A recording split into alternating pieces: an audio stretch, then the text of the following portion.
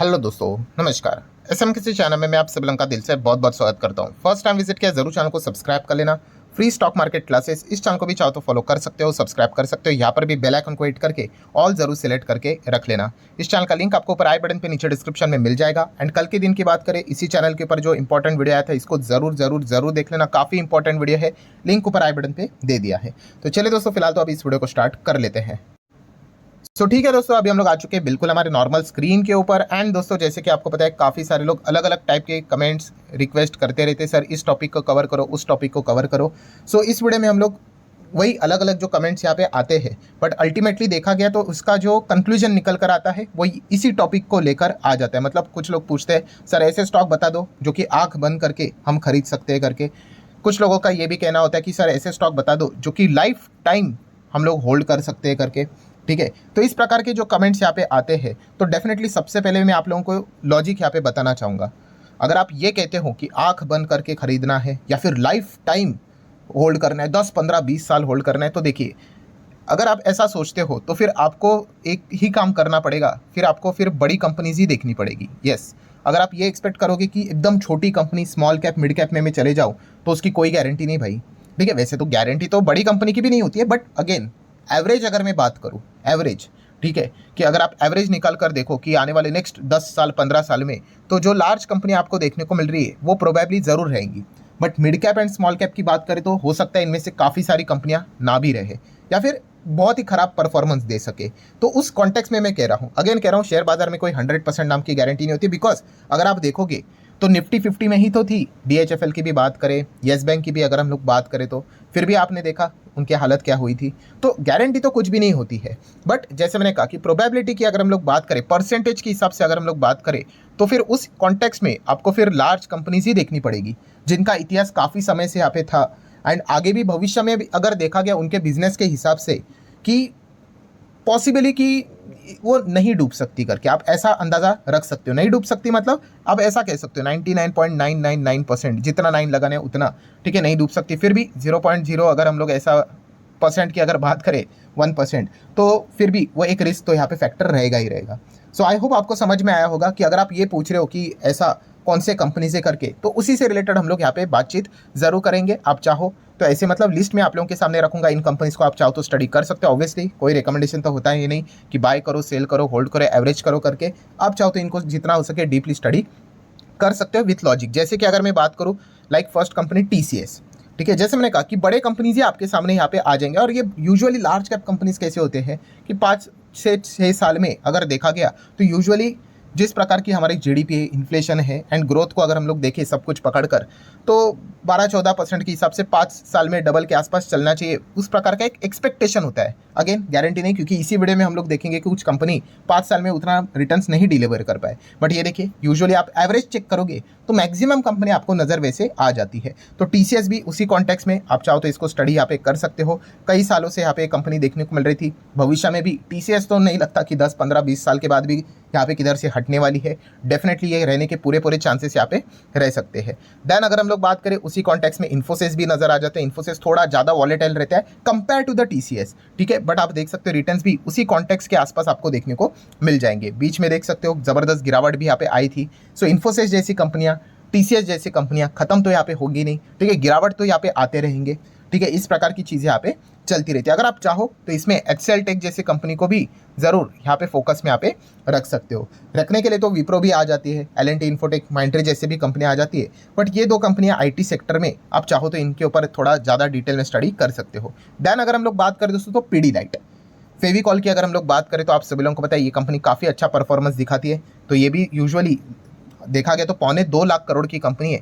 5 साल में आप देख सकते हैं 140 का, ये तो पास्ट रिकॉर्ड है, नो डाउट। हम लोग इसको फ्यूचर के हिसाब से तो कैलकुलेट नहीं कर सकते, बट जिस हिसाब से चलना चाहिए था उसी हिसाब से ये कंपनी चल रही है, अच्छा परफॉर्मेंस दिखा रही है।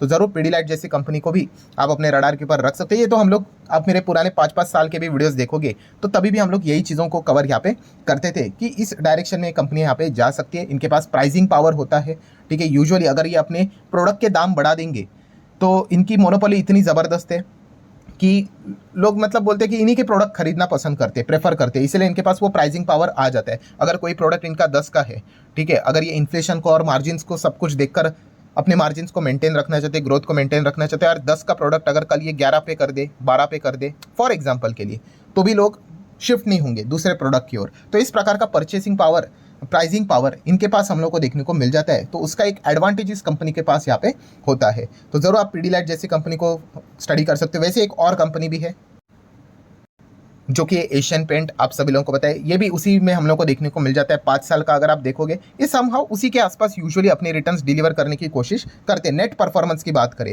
ठीक है, बीच में ऐसे ही तेजी आ जाती है एकदम से, ऐसा लगता है कि वाह क्या परफॉर्मेंस है यहाँ पे, कि 150-200% कैसे रिटर्न नजर आते हैं। फिर उसके बाद वो ऑटोमेटिकली कंसोलिडेट करना स्टार्ट कर ही देते हैं। यूजुअली कुछ ना कुछ तो रीजन आ ही जाता है, कभी क्रूड ये हो जाएगा, वो हो जाएगा। सो ये चीज़ें देखने को मिल जाती है। सो एशियन पेंट भी उसी हिसाब से देखना आप चाहो तो प्रेफर कर सकते हो। HDFC बैंक भी इसी में आता है, बट जैसे मैंने वीडियो के फर्स्ट इसमें कहा, देखो 5 साल में क्या यहाँ पे 100 है? नहीं है, केवल 47 है। तो ये चीज़ें बार बार दर्शाती है कि इसकी कोई गारंटी नहीं, बट आप एवरेज देख लो। ये सबसे इंपॉर्टेंट चीज़ मैं आपको बोल रहा हूँ। एवरेज क्या है कि अभी तक जितने कंपनी हम लोगों ने देखी, वहाँ पे हम लोग को ये चीज़ें ज़रूर देखने को मिले कि 5 से 6 साल में यूजुअली ये जिस प्रकार से हमारी इकोनॉमी ग्रो करती है, इन्फ्लेशन, GDP सब कुछ पकड़कर, तो उस हिसाब से कंपनियां बराबर परफॉर्मेंस डिलीवर कर रही है। Obviously exceptions always exist. आपको ऐसे भी कंपनियां मिलेंगी कि 5 साल में वही वो 200 भी दे रहे हैं करके, ठीक है, और ऐसे भी मिलेंगी कि 5 साल में 40-50 भी नहीं दे रहे, या फिर 0 भी दे सकती है, माइनस भी दे सकती है। आप शेयर बाजार में हो तो इस प्रकार की चीज़ें यहाँ पे होती है।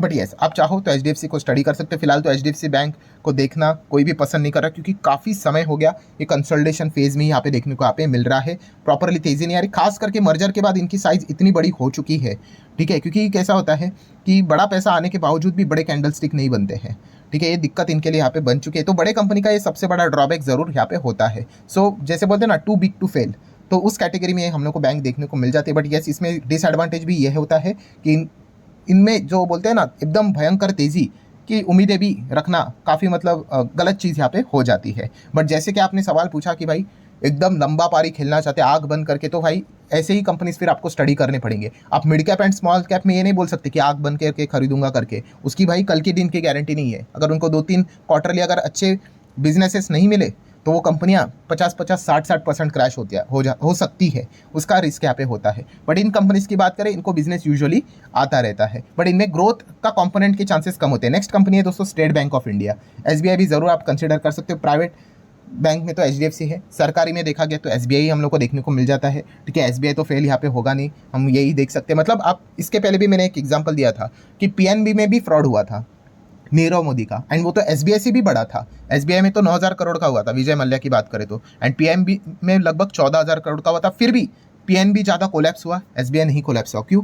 इनका ऑर्डर बुक काफ़ी बड़ा है, 9,000 करोड़ भी ये पचा लिया, ठीक है तो फ्रॉड गलत चीज़ ही है, बट स्टिल आप देख सकते हैं PNB का चार्ट पैटर्न देखिए एंड SBI का चार्ट पैटर्न देखिए, ठीक है। तो SBI आप देख सकते हो ज़बरदस्त परफॉर्मेंस यहाँ पे दिखाया है। सो इसके पीछे का रीज़न हम लोग को यही देखने को मिल जाता है कि काफ़ी बड़ा इनका लोन बुक देखने को मिल जाता है।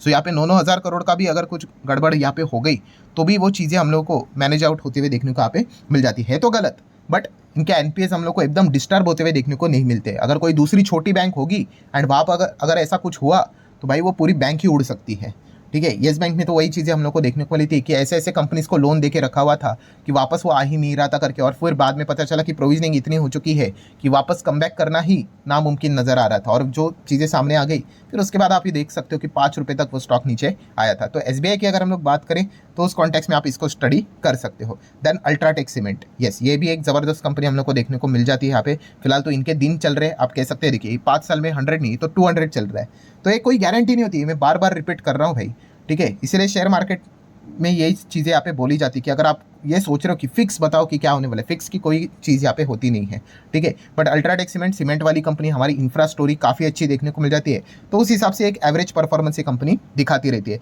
अब अल्ट्राटेक का बात करते तो एक और कंपनी इसके साइमल्टेनियसली हम लोग स्टडी करते हैं हमेशा, L&T, ठीक है। ये भी ज़बरदस्त कंपनी देखने को मिल जाती है। 5 साल का डेटा अगर हम लोग इसका भी अगर चेक कर ले, थोड़ा मैं रिफ्रेश कर लेता हूँ यहाँ पे, तो कितना परफॉर्मेंस दिख रहा है, यस 164 के आसपास। बट ये अभी नजर आ रहा है, बीच में आपको लिटरली कहना चाहूँगा 3 साल कोई भी रिटर्न्स नहीं थे, जीरो थे, ऑलमोस्ट जीरो रिटर्न्स, ठीक है। तो वो उतनी समझ होनी चाहिए भाई, ये कंपनी काफ़ी बड़ी है, कि रोज़ यहाँ पे नहीं भागती है, ठीक है। एंड जब नहीं भागती है तो ऐसा लगता भी है कि भाई फंस गए करके, ठीक है। तो ये पॉइंट भी आपको पता है यहाँ पे होना चाहिए। बट यस, अगर आपका नज़रिया वही है कि मैं एकदम लंबी पारी खेलना चाहता हूँ लाइफ टाइम के हिसाब से, तो फिर आपको ऐसे ही कंपनीज देखने पड़ेंगे जिनका बहुत पास्ट ट्रैक रिकॉर्ड यहाँ पे अवेलेबल है और वो कंपनियाँ काफ़ी बड़ी हो चुकी है, मैनेजमेंट काफ़ी अच्छा है, तो उस हिसाब से आप L&T को भी स्टडी कर सकते हो। देन बजाज फाइनेंस तो रहेगा, बजाज फाइनेंस पकड़ लो, फिनसर्व भी पकड़ लो, इसी कॉन्टेक्स्ट में हम लोग को देखने को मिल जाते हैं। अभी आप देख सकते हो पहले तो क्या ज़बरदस्त भाग रहा था, 5 साल में 280 300 के आसपास देखने को मिल रहे थे, फिर देखिए बिल्कुल शांत हो गया।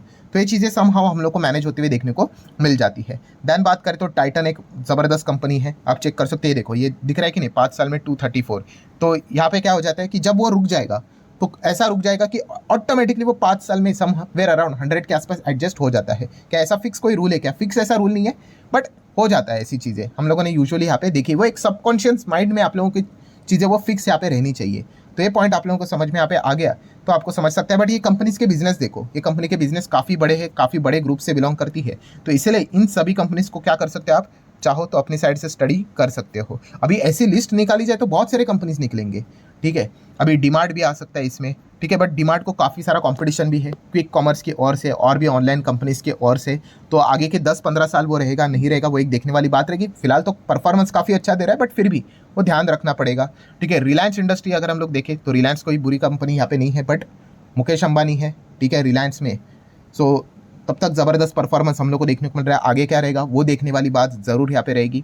HUL की बात करें, ब्रिटानिया जैसी कंपनी की बात करें, ITC की बात करें, इनका अस्तित्व तो ज़रूर है, बट प्रॉब्लम ये हो चुका है कि इनका जो प्राइसिंग पावर है वो रिटेल कंपनीज ने खास करके छीन लिया है। ब्रिटानिया HUL की बात करें तो आप चाहो तो उनको भी स्टडी कर सकते हो। ऐसी कोई बात नहीं कि वो ब्रिटानिया इंडस्ट्री गायब हो जाएगी करके, वो ज़रूर रहेगी, बट रिटर्न्स के मामले में आप इन कंपनीज को थोड़ा बहुत स्टडी करने के लिए फोकस में यहाँ पे रख सकते हो। तो इसलिए आपने जिस प्रकार से सवाल पूछा उस हिसाब से जवाब यहाँ पे मैंने दिया है, ठीक है।